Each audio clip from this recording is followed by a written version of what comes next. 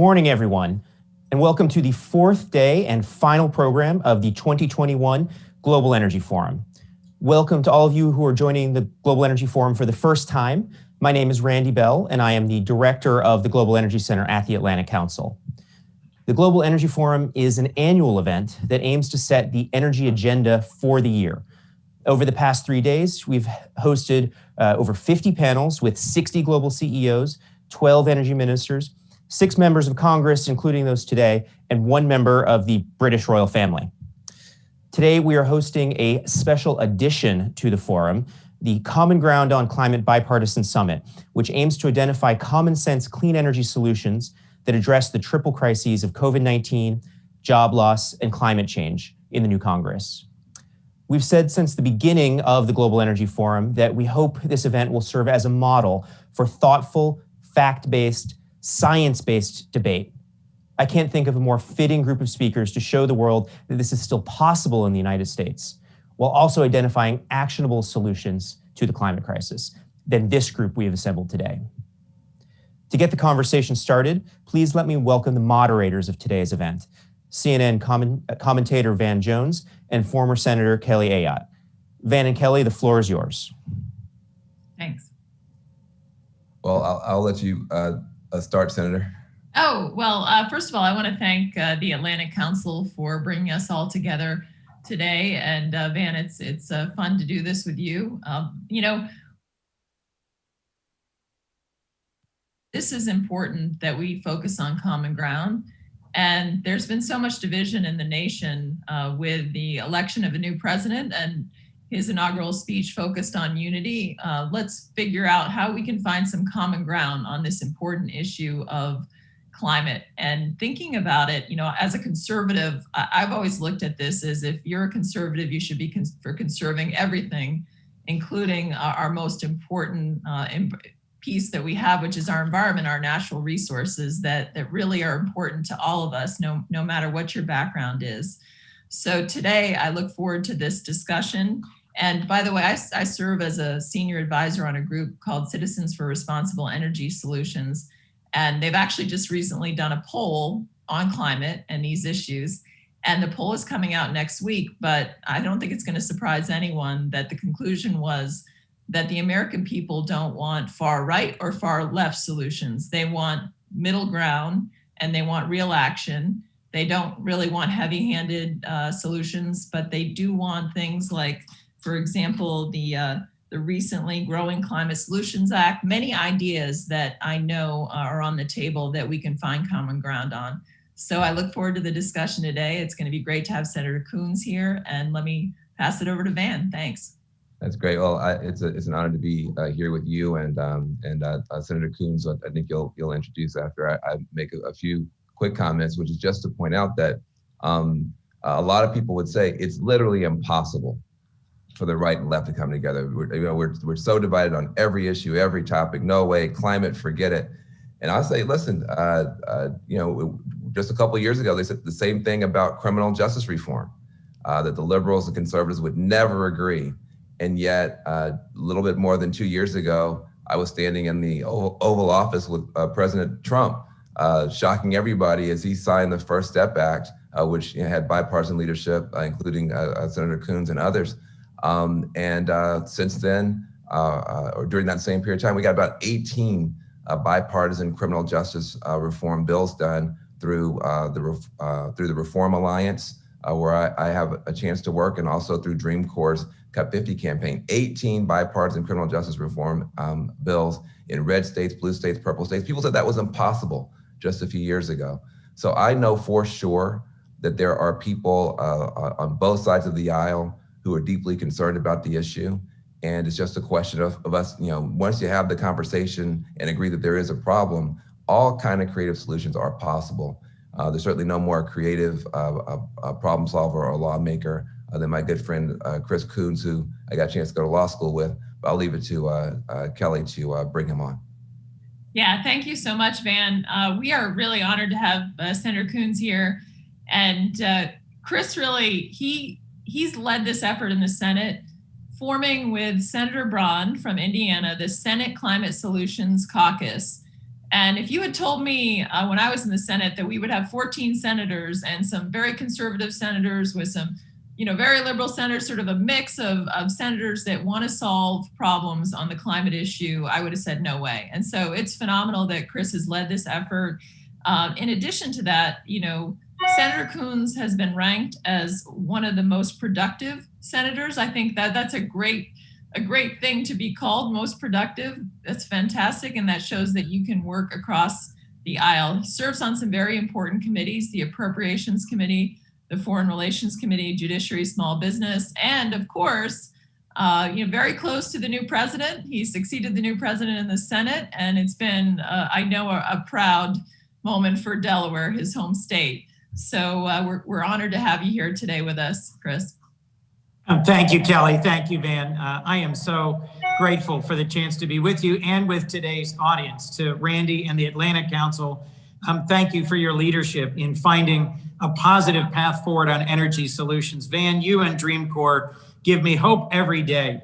Playing a very small role in supporting your efforts on criminal justice reform gave me some optimism and confidence. As we talked about once many years ago when I was a child, my father did prison ministry as a volunteer, and seeing from my very earliest days the ways in which incarceration in this country has led not to correction or improvement or criminal justice, but instead to terrible lasting impacts on Black and brown communities in particular for a generation, to now see what had been the uniform headlong rush towards tougher and tougher and longer sentences being reversed at the state and federal level, and smarter policy around criminal justice that can keep us all safer, but yet actually invest in people is hugely encouraging to me. And Kelly, it was a real blessing to serve with you here in the Congress. You may know I'm actually sitting in what was John McCain's former office.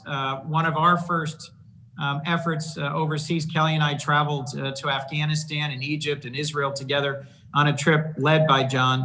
And he left a lasting impression on me in terms of what it looks like to bring in people from other perspectives. He and Joe Biden were lifelong friends. They disagreed on almost every foreign policy matter, and forcefully and vociferously. But John also had a graciousness of heart and a patriotism and a dedication to our country that continues to challenge me to this day. And Citizens for Responsible Energy Solutions is a great partner in this conversation. Also, the American Conservation Coalition that Benji Backer leads. I just had the chance to meet with him not too long ago in Wilmington, Delaware, when he stopped by. It is exciting to me to see the broad coalition of folks from across our country, young and old, rural and urban, conservative and progressive, Black, brown, white, gay, straight, Latino, of every background, seeing folks come together around finding solutions. The biggest existential threat we face as a nation and a world is climate change. And I represent literally the lowest mean elevation state.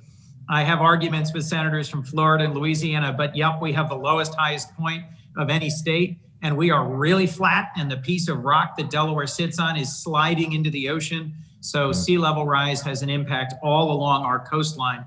It's impacted everything from our rural and agricultural portions to our urban portions. Environmental justice is a live and very real issue for Delaware, where our African-American community has struggled with emissions and pollution and groundwater issues for generations, and for the most rural parts of our state, where saltwater intrusion into our aquifers and impacts of climate events, of storms, have really changed the future of our agriculture. So let me just close by saying how excited I am.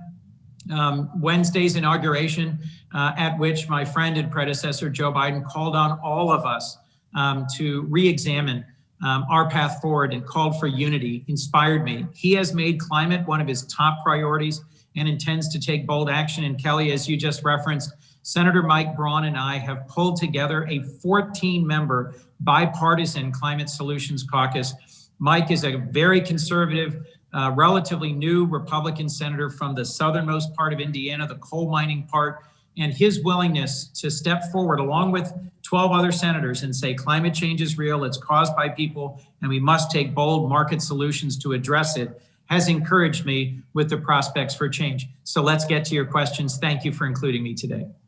Well, first of all, thank you for your work and your leadership, and also congratulations to you and Delaware. But let's get into it. I mean, why is this the time? And why can't Republicans and Democrats come together on this? Everybody knows the reasons that we fight about it. You've been able to figure out with 14 senators a way for people to come together. How have attitudes changed? What's bringing people together? Why do you have any confidence this thing can actually work? Well, first is just the practical evidence right in front of us. Despite years of climate denial, a well-funded, well-orchestrated, and I think profoundly maligned effort over decades to question, challenge, and undermine the scientific analysis that has led to a near uniform conclusion in the scientific community that our climate is changing and changing dramatically, and because of human activity. That debate here in Congress has been overrun by facts on the ground. We had the hottest year on record last year. The American people began last year seeing unbelievable fires all over Australia and then all over the Western United States, and then a record number of hurricanes. It doesn't matter where you live in our country or world, you're seeing the impacts of climate on our forests, on sea life, like the lobsters of New England, on when spring comes, on how mild winter is, and it's having significant impacts. So whether it's talking to farmers or talking to folks who live in low-lying areas in Delaware, the reality of climate change has made believers of the people in my state. And frankly, there's also been change in the private sector. We've now got groups like the Business Roundtable and the U.S. Chamber of Commerce saying that climate change is real and urging support for market-based solutions like a price on carbon. We've had a change of heart in the faith community. There's a broad range of communities of believers of different faith traditions saying that as stewards of the planet, those who view this as a created planet, we have an obligation to improve our stewardship. And then frankly, last, we're hearing from folks who haven't been a part of this conversation before. So the American Farm Bureau, for example, recently came out in support of the Growing Climate Solutions bill that Kelly just referenced. So why is this the time? Both because it's getting hotter faster than anyone had imagined, and we're seeing the real world impacts, and because we're seeing players come to the table who previously had been resisting accepting the reality of climate change. So Chris, as we think about where we are right now, what's a good success story you can tell us about with this caucus working together? I know that there was an important piece in the COVID relief bill on climate. So can you share that with us, and just what do you see happening, not just in the US, but around the world? Sure. First, around the world, I am so excited that we've rejoined the Paris Climate Agreement. 5 years ago, I was in Paris with a Democrat-only delegation. I thought it was unfortunate, deeply, that at the Paris Convention, the COP, the Conference of Parties, there was a Republican delegation that was there to say climate change is not real, and a Democratic delegation there to say sign it, sign it, sign it. I am hoping, along with Senator Braun and many of the members of our Climate Solutions Caucus, to co-lead a bipartisan delegation to Glasgow this coming fall for COP26. And I think it's past time for the United States to regain our global leadership position in developing and deploying clean energy technologies and taking advantage of the dramatically expanding world market for electric vehicles, for carbon capture and sequestration technology, for advanced modular nuclear technology. You asked for some positive examples. I'll give you two briefly. One of my favorite friends is RGGI. RGGI is the Regional Greenhouse Gas Initiative. There's 11 states that formed a regional, I'm sorry? So we're a member too, New Hampshire. So it's New Hampshire, one of the proud early members. And it has reduced emissions from the power sector by 45% since 2008, and then invest those proceeds in clean energy. You asked about an important piece of the end of year bill. It was the Energy Act of 2020, ably led by our friend Senator Lisa Murkowski of Alaska and Senator Joe Manchin of West Virginia. It was actually dozens of bills that had been worked on for years. 5 of them were my bills. And briefly, they assist low-income households with energy retrofits to improve energy efficiency, one of them. One promoted commercialization of clean energy technology. Another would make federal buildings, and there's a lot of federal buildings, more energy efficient. Another would promote carbon capture and sequestration. It was a very significant, it's probably the biggest energy policy bill in 8 years. But we have to remain committed to delivering on legislative solutions like that by working across the aisle. Thanks. There's still those people who think, well, if you're going to do anything good for the environment, for the earth, you're going to wreck the economy, and people are going to have to choose between having a job and having a healthy economy. What do you say to people who still have that fear? I'd say it's a false choice, Van. One of my favorite programs from back in the days when I was a county executive is the Weatherization Assistance Program. In states like New Hampshire, where the costs of energy are really high, it is particularly low-income people who spend way too much of their money on old, outdated, inefficient homes that they either own or rent that just leak energy out into the environment. The Weatherization Assistance Program pays for energy efficiency retrofits, which creates jobs. The work that the WAP helps finance, that's done by local carpenters and electricians and plumbers and pipe fitters and tradesmen. That's work that can't be outsourced. It's good work that's done at the local level. It creates high-wage union jobs in my state and in many states around the country.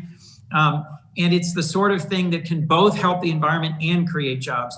At the higher level, we have the opportunity, again, for high-skilled, high-wage jobs in offshore wind and in solar and in the construction of electric vehicles and in modernizing the grid and in building pipelines at every level across our country.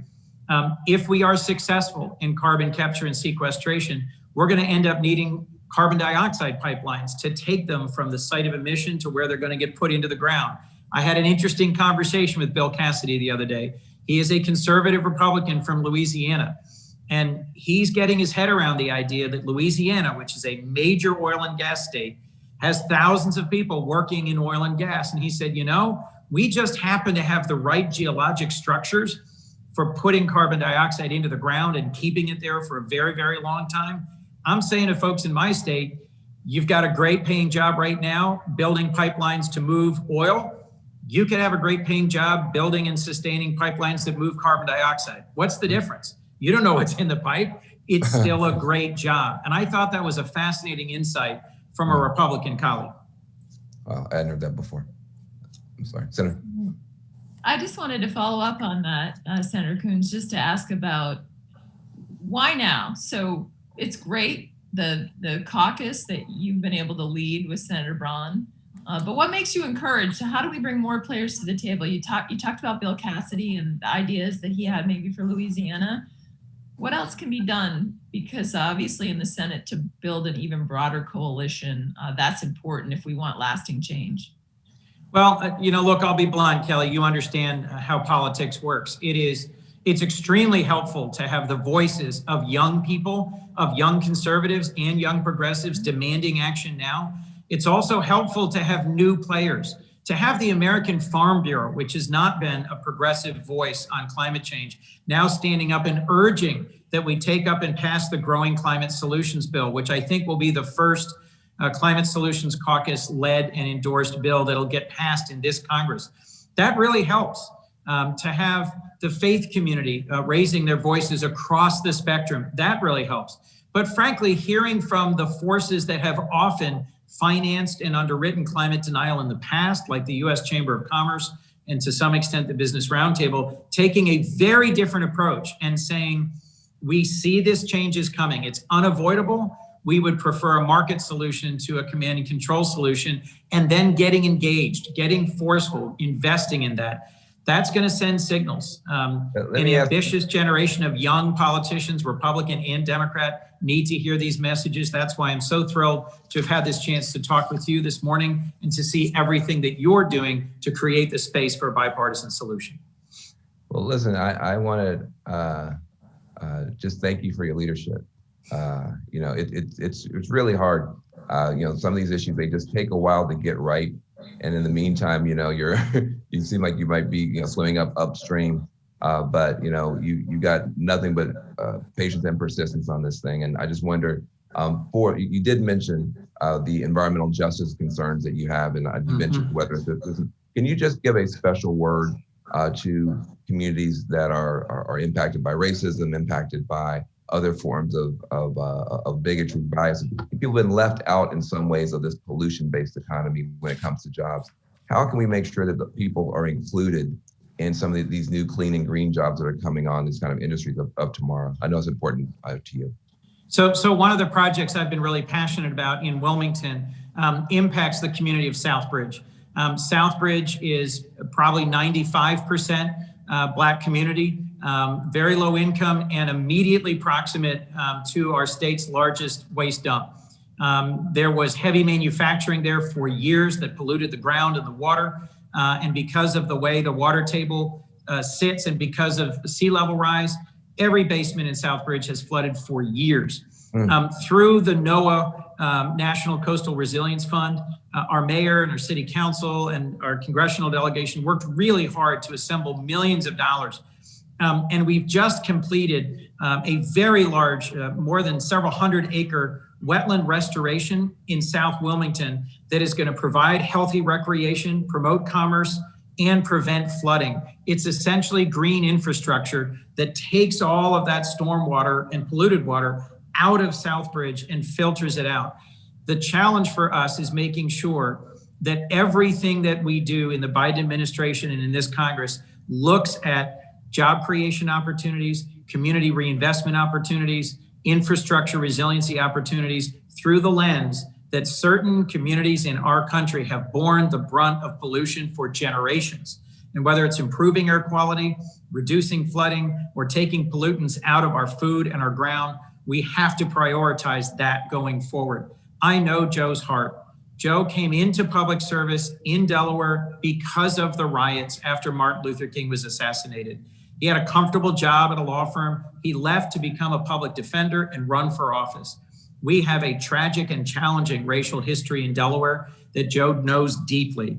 He is committed as our president to look at all of these issues, and climate is one of them at the top of the list, with a lens that also addresses racial inequality and injustice. It has been baked into how this nation has been built, and it needs to be taken out of the future of our country. And creating real opportunities for a cleaner future and a more inclusive and equitable future is a lot of what drives me and a lot of what drives our president.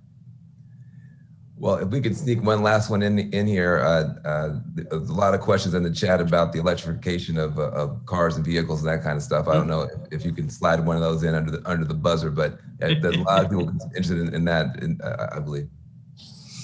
Look, one of the easiest next jumps we're going to make in technology is to take the internal combustion engine off the roads of the United States. It is happening rapidly globally. Delaware was a state that had 2 large auto manufacturing plants. Joe Biden, as the vice president, was a part of President Obama's historic investments to save American auto manufacturing. And the Bipartisan Climate Solutions Caucus has met with the CEOs of Ford and GM. They are moving rapidly towards electrification of their fleets.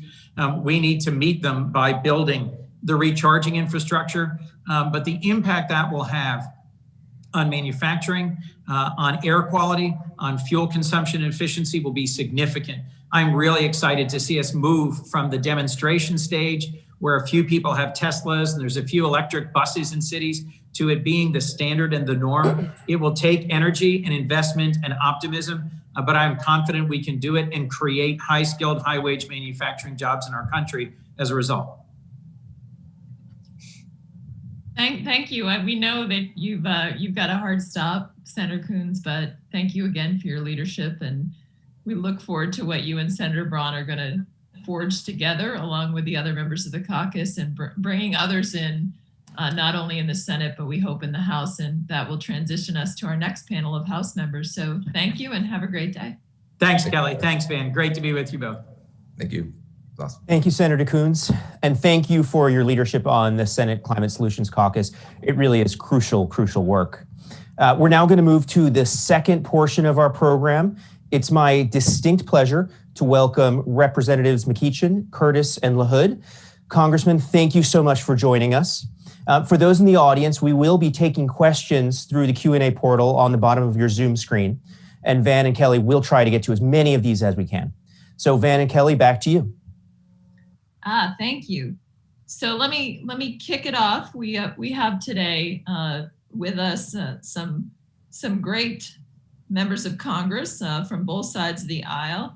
We have Congressman McEachin, Congressman LaHood, and Congressman Curtis. So I'd like to turn it all over to them and ask them, starting off, how can we find some bipartisan climate solutions in the Congress to uplift Americans, whether you live in an urban area or whether you live in a rural area, thinking about the challenges that we face right now economically, but also making sure that we build, a fair and strong economy while protecting our environment.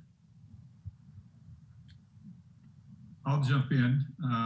Thank you, first of all, to everybody who's been part of putting this together.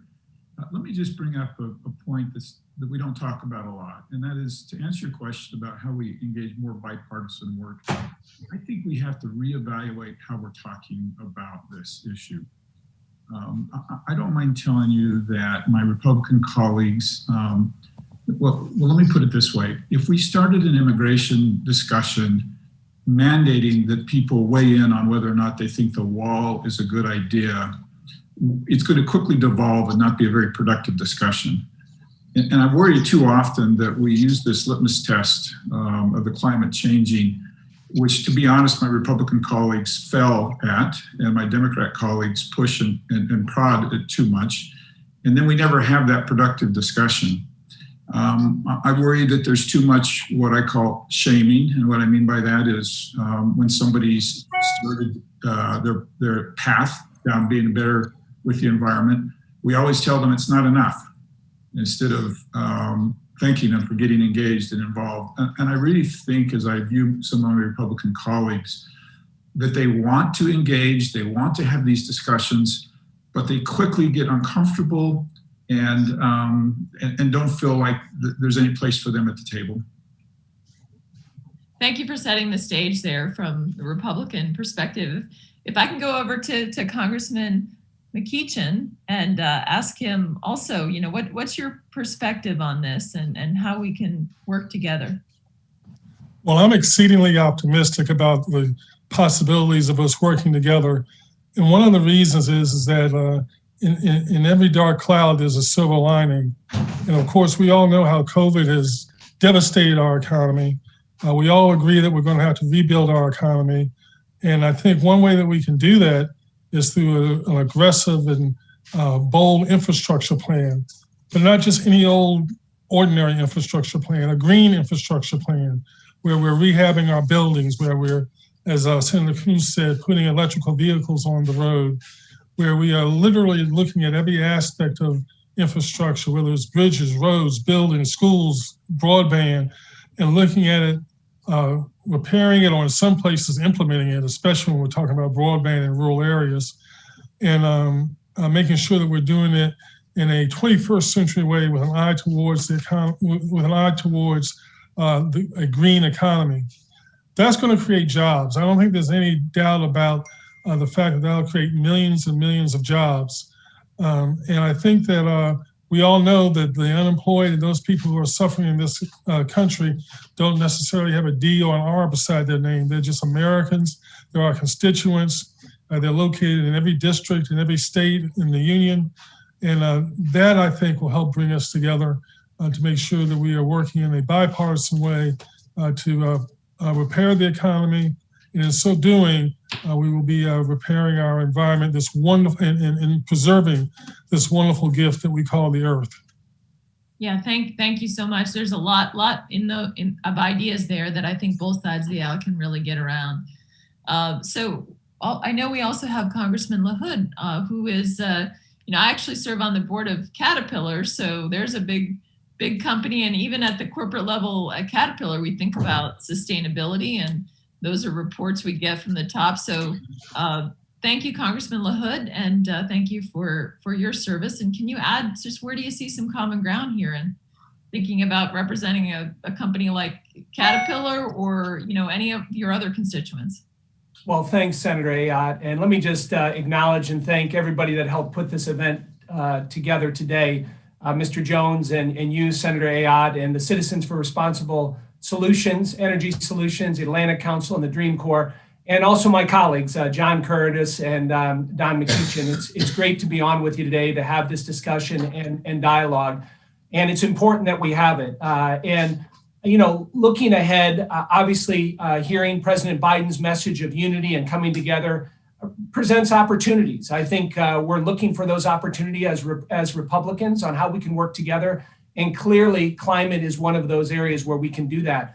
We all come from different perspectives, usually based on our constituency. And I think it's unique that today we have folks, whether it's John Curtis from Utah or Mr. McEachin from Florida or Senator Coons from Delaware, or myself from Peoria, Illinois, where I am today. I'm very proud that I have the largest concentration of Caterpillar workers anywhere in the world, right here in Peoria in the heartland. But we represent different areas, and so we come from different perspectives as we look at this. And I would just say this, as we look at ways we can find common ground, I think if you look at the election in November, which was obviously a very partisan election, very disruptive in a lot of ways, but this country is divided. The Senate is 50-50. Of course, the House is the closest governing majority in about 120 years. And we saw in the presidential race. So I think we got to be careful about how far we go. And I think one thing that came out of the election is, things to the far left or the far right didn't work. Defunding police didn't work. Medicare for all didn't work. And the new Green Deal, frankly, didn't work. So how do we find a reasonable approach, that common ground in the middle to find solutions on climate? And, the examples to criminal justice reform, which I proudly supported, is a good one that of course, you, Senator Ayotte, and Van Jones talked about. I spent 10 years as a state and federal prosecutor in a prior life and supported criminal justice reform because it was the right thing to do. But remember, criminal justice reform just affects the federal system, affects 10 to 15% of our prison population. So it's a small step, but we have a long ways to go. And it sets an example for lots of other states on what we can do. Same way with climate. I think if we focus on things that have worked, right? Technology, innovation. Kelly, you talked about Caterpillar. Caterpillar has done some really good innovation on how they reform their engines, looking at CAFE standards that the federal government has helped with, emissions control. Those are things that have worked from a market-based solution. And so I think if there's dialogue and discussion, not necessarily on the new Green Deal, but more in the middle, I think that's the approach that will help get us to where we need to go. Very good. Thank you. I'm going to turn it back over to Van. Appreciate all of your comments. Yes. Well, it really is just exciting to be starting off the year. We just got a new president, and we're having a new conversation. And I do think it's important for us to remember and to recognize that a lot of stuff, as we said, that was considered impossible is possible. And I wonder, what are some of the success stories that you've seen, any of you, all of you, in terms of being able to bring down pollution and bring up economic opportunity? I think that's the center of the bullseye. If you can reduce pollution and increase economic solutions, it's hard for people to argue with us. But I wonder, have any of the three of you seen anything that gives you reason for hope or encouragement?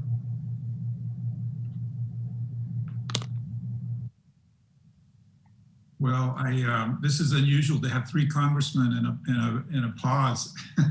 That's good. Let me just jump in and tell you a really fun story in my district. I represent a county, and the name of the county is Carbon County. So you might imagine how they've made their livelihood for decades and decades and decades. And to be honest, they're struggling. They were struggling before the pandemic, and the pandemic has made it even worse. These are amazing Americans. They work hard. They're smart. They're dedicated. They're great family people. But they've seen an economy, and it's really not even government regulation. It's simply natural gas has wiped out their way of life. if that makes sense. And we had some really talented people in the state put together what they call the Coal Strike Force Task Team. And their goal was to increase employment in the region by 10%. And they have been amazingly resourceful. My county commissioners in that area, they have almost no resources, but they've put together this amazing research facility to study other uses for coal and how to burn coal more efficiently. And it is just really fun for me to see them take this positive outlook that the world's changing. They're not going to be left behind, and not just themselves, but other people coming in to help them and support them. And I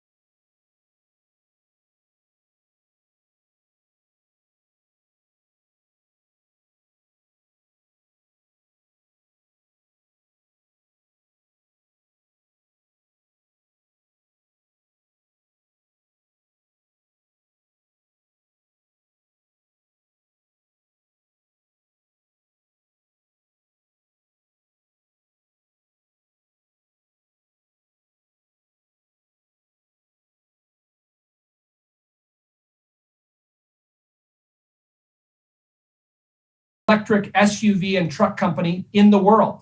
It'll be putting out domestic SUVs and trucks in the next several months here. It's a $5 billion investment. They'll be producing 100,000 Amazon electric vans right here in central Illinois. In the electric vehicle tax credit, which is somewhat controversial. Many of my colleagues want to get rid of it, but it has helped with the electric vehicle market. And that's going to continue to grow, as we've heard on this conversation, and Senator Coons mentioned that. Those are very inspiring stories, and you mentioned that you have nuclear. There's some folks who are in the audience who have questions about, is smart nuclear a common ground solution? Is that considered something that might be necessary? Certainly, Biden has mentioned he's open to nuclear as a part of the mix. Even Senator Cory Booker has spoken about clean, smart, advanced nuclear as a part of the mix. Is that common ground? Is there openness to that from your point of view, any of you? Well, I'll kick it off on that one.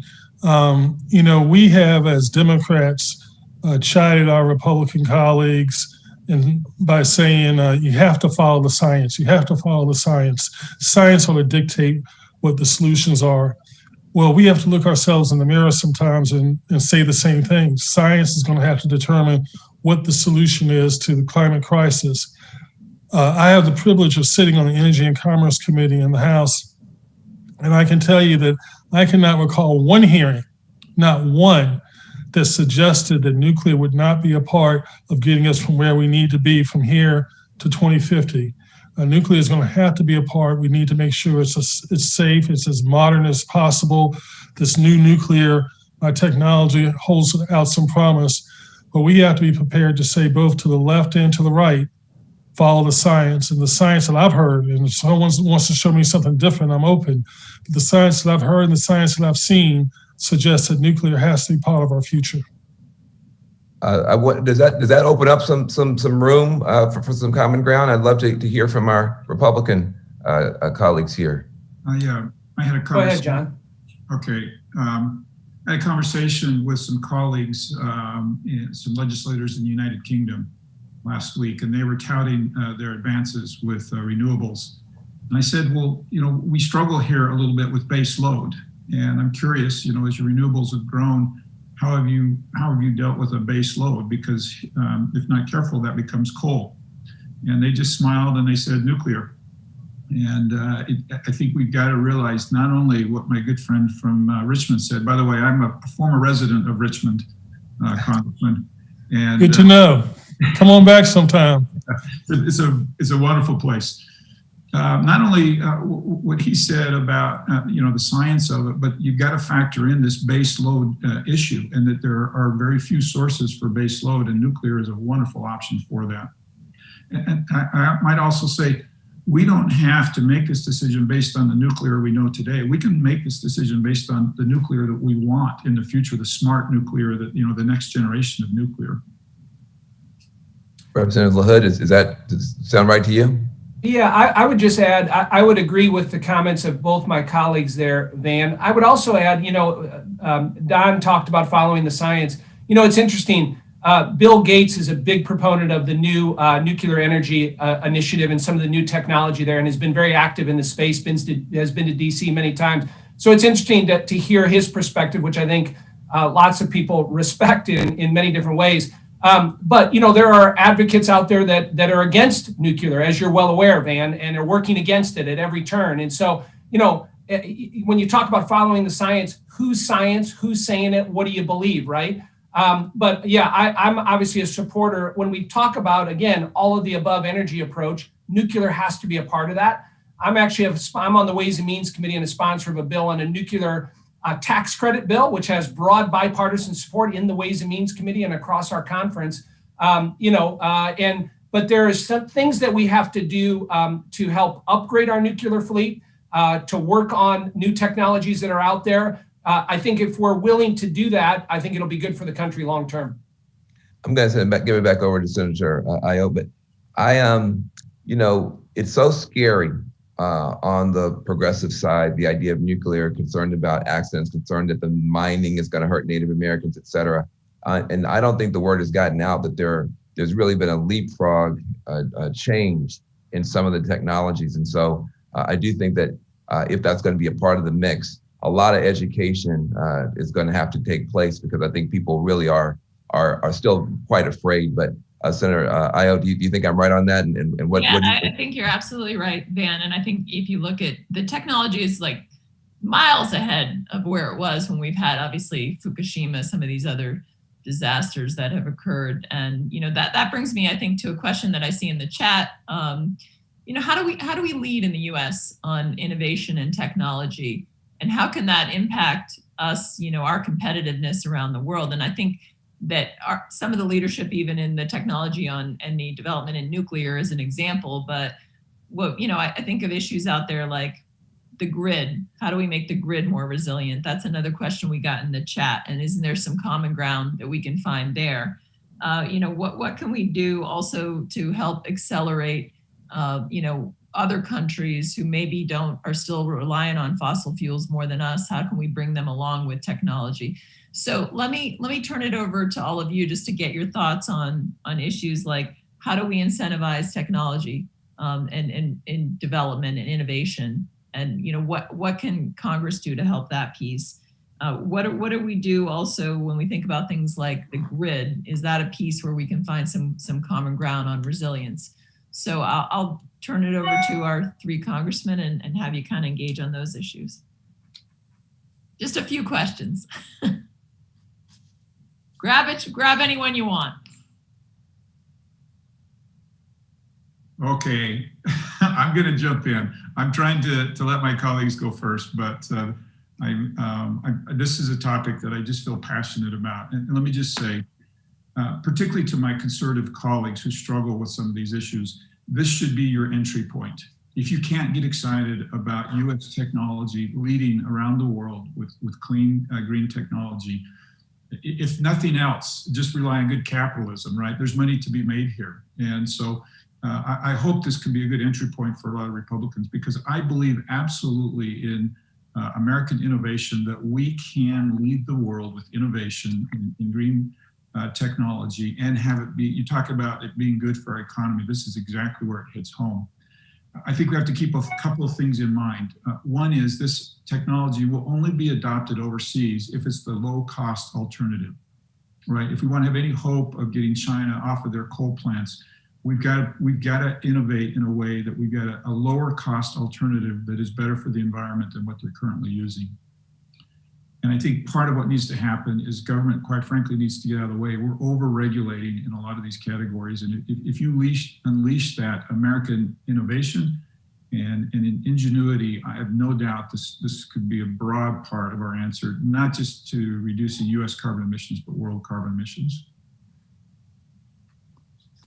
You know, I don't have much issue with what Mr. Curtis just said. With the exception of what does it mean to get out of the way? And of course, I can imagine that can cause a lot of conversation and perhaps even some controversy. But there's no doubt that America is the most innovative nation on the planet. There's no doubt in my mind that our ability to innovate can result in, as the representative said, monies to be made. That we can, if necessary, export those technologies to third world countries that might need our help in terms of being able to keep up with climate solutions. But as we think about getting out of the way, we always have to remember that there's a group of people, and I'm not suggesting that Mr. Curtis isn't thinking about this, but I just want to put it on the table, that there's a group of people who tend to be disenfranchised, who are either poor, well, uniformly they're poor, but sometimes they're poor white, poor black, poor brown, poor indigenous folks who sometimes bear the brunt of the government getting out of the way. We want to make sure that doesn't happen. We want to make sure that those communities, I call them environmental justice communities, that those communities are protected as we make sure these innovative products hit the market as we see innovation explode across the planet. And again, I'm not suggesting for a second that Mr. Curtis isn't thinking about that. I just want to make sure that that is part of our conversation and part of our thought process as we think about government getting out of the way. Well, Senator Ayotte, I would just add a couple things. One, when we talk about upgrading the electrical grid and other ways to work on infrastructure related to technology and innovation, obviously, I think an infrastructure bill, of course, when we think about infrastructure, we think about traditional transportation infrastructure, roads, bridges, highways, tunnels, rapid transit systems. But I think there's also an opportunity. I think, frankly, it's a deficiency of the Trump administration. We never passed an infrastructure bill. We never got one done. And I know President Biden, that's something that he feels strongly about. And I think there's an opportunity there to work on upgrading the electrical grid and to invest in some of these energy technologies and to work on that. So I think there's a real opportunity there to do that. Secondarily, obviously, President Biden rejoined the Paris Climate Agreement.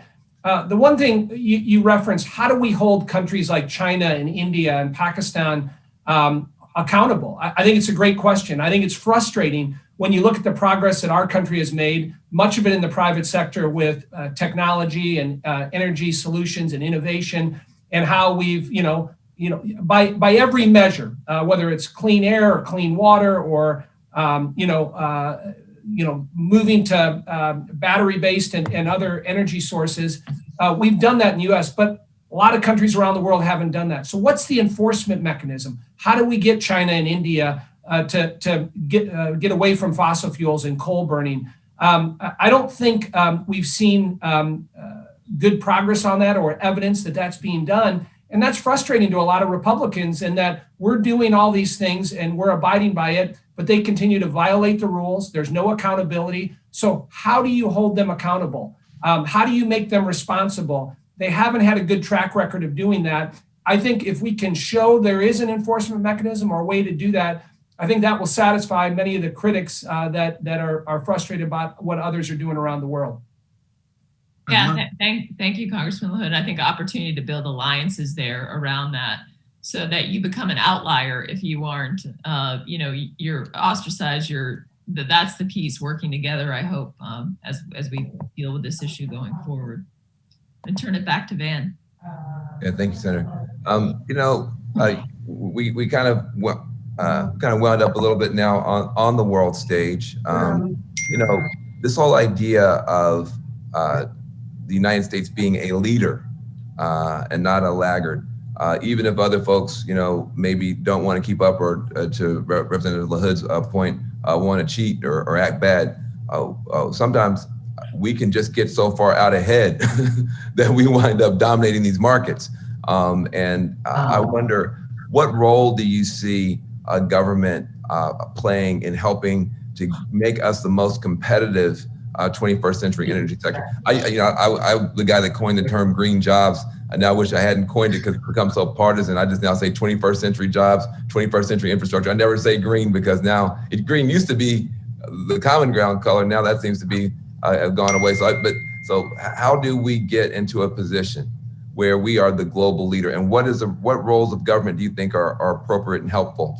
Because that's really going to be, I think, the final cornerstone.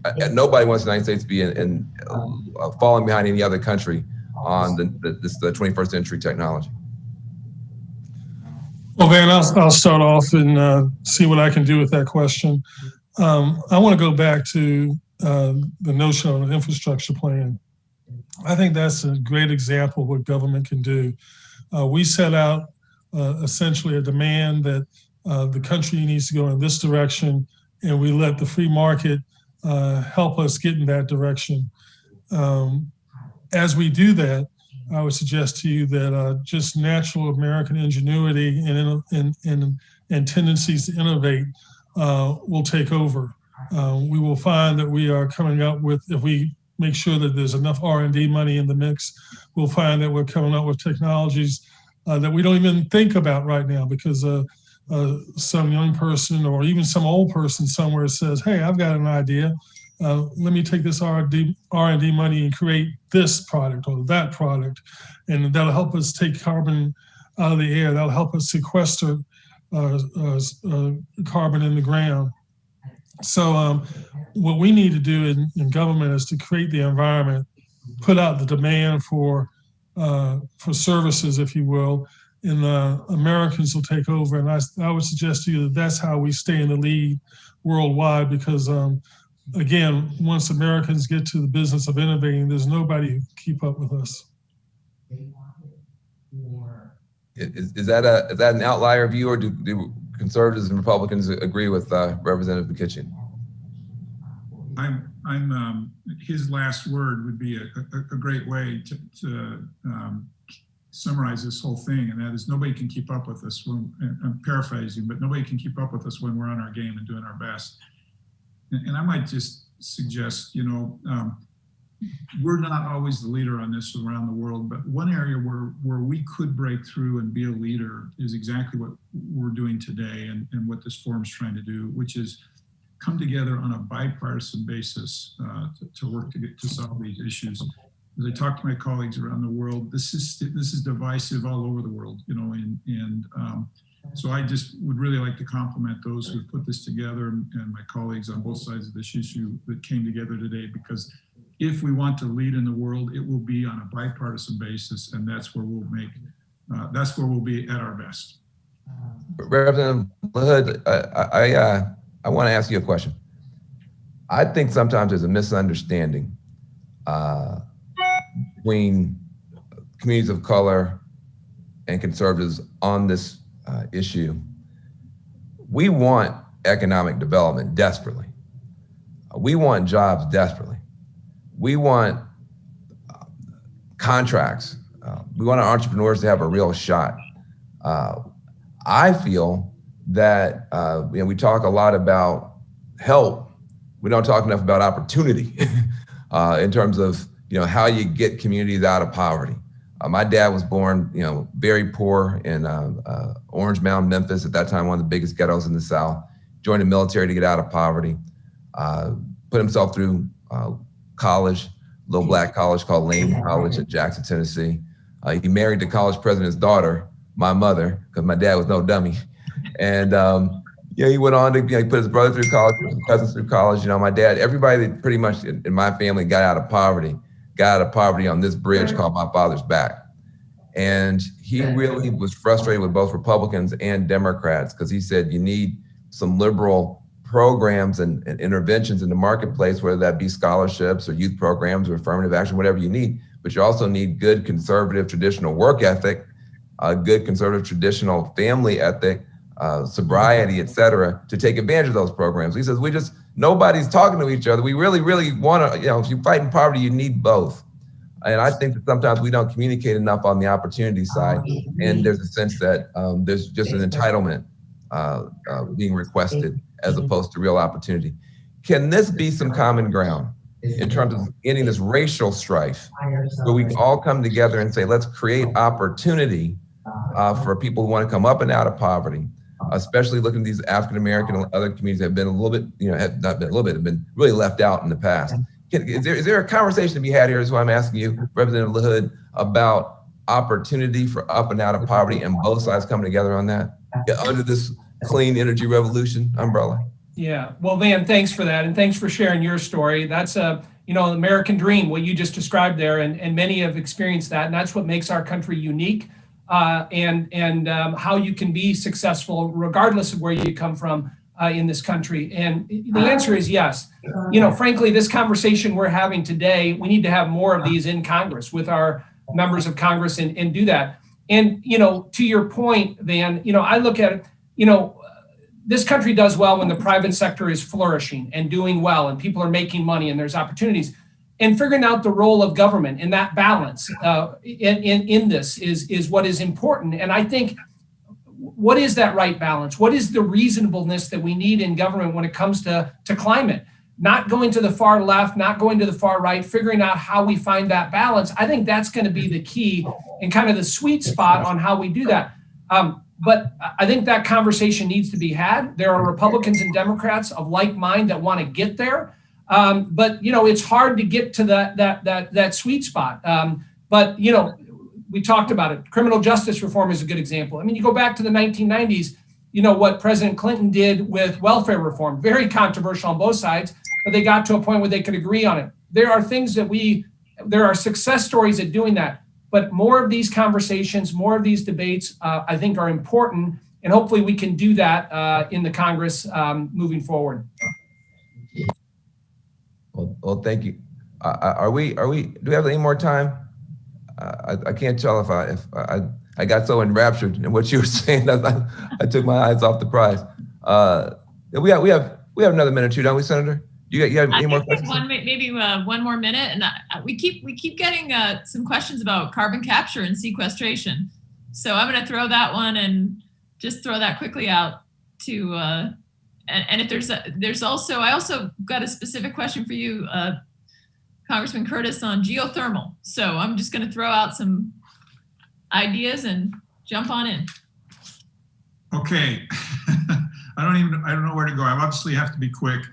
Geothermal is something that we need to learn more about. I have some of it here in my district. Some of it's been successful, some of it has not. But it clearly is something that is worth a greater look and something we need to spend more time on. Carbon capture, I'm in. Count me in. I mean, you talk about U.S. innovation. We've got to do this. That is probably the quickest way to reduce carbon outside the United States, right? We talk about what's happening in China and India with their coal. We can constrict and limit our coal here, but unless we can get to carbon sequestration, I don't think we're going to make a big impact overseas. Great, thanks.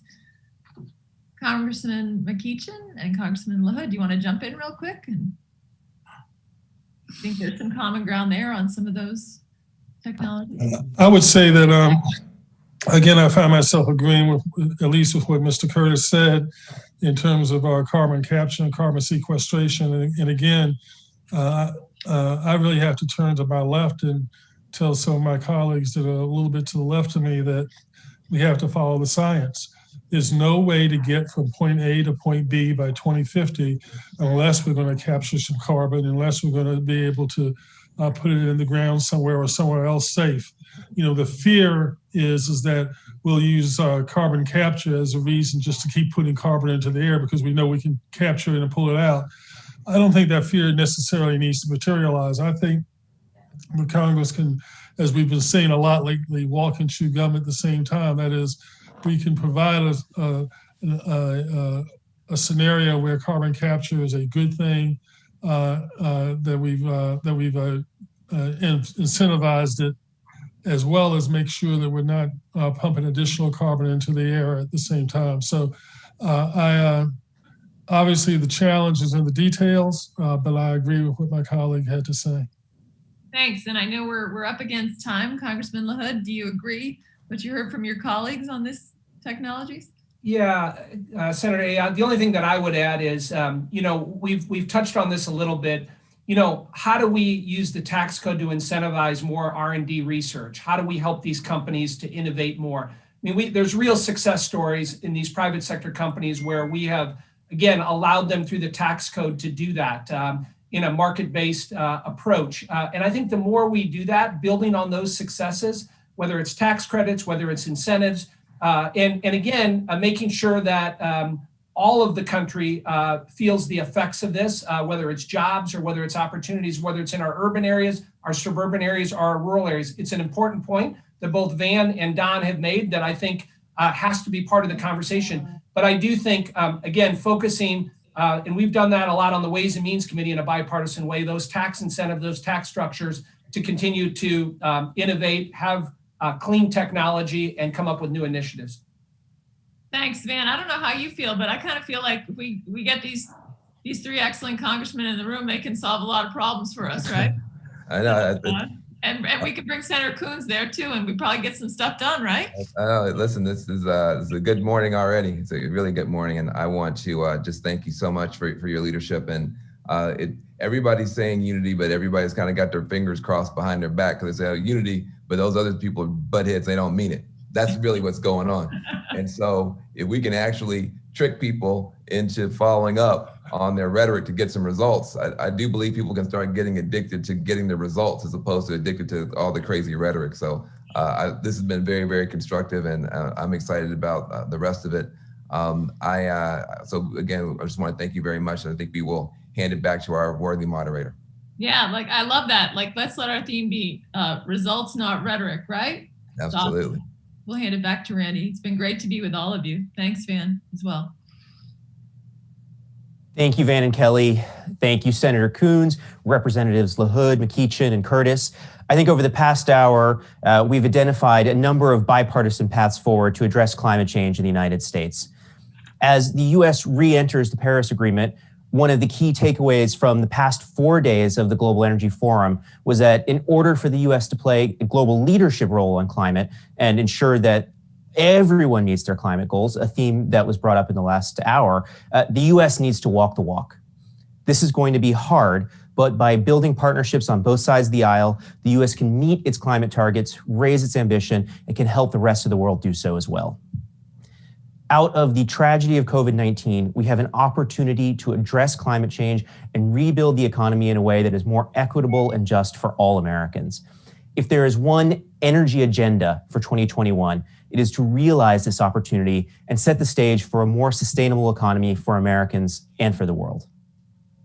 So with that, we will wrap this bipartisan summit and the Global Energy Forum. I want to thank all of the organizations that put this summit together: Green for All, Citizens for Renewable Energy Solutions, Responsible Energy Solutions, and the American Conservation Coalition. When this group started working together in March, we had no idea what COVID-19 would bring. Many of us had never met each other in person, but we've developed a fantastic working relationship and have a sense of what is both possible and ambitious going forward. You're going to be hearing a lot more from this group. With that, I want to thank all my team who helped put this together. And I also want to thank my wife. For those of you who've been following the Global Energy Forum, you know that we couldn't host this event in our office because of the lockdowns in Washington. And so we had 4 of my colleagues move into my house, and my wife moved out for 5 days. And so she is the real hero for putting this together. Without that, this wouldn't be possible. So thank you, Lacey. Thank you, everyone, for joining us. for today and for the past few days, and we look forward to seeing you all again soon, virtually and hopefully in person. Thanks, everybody. Thanks. Take care. Thanks, Senator.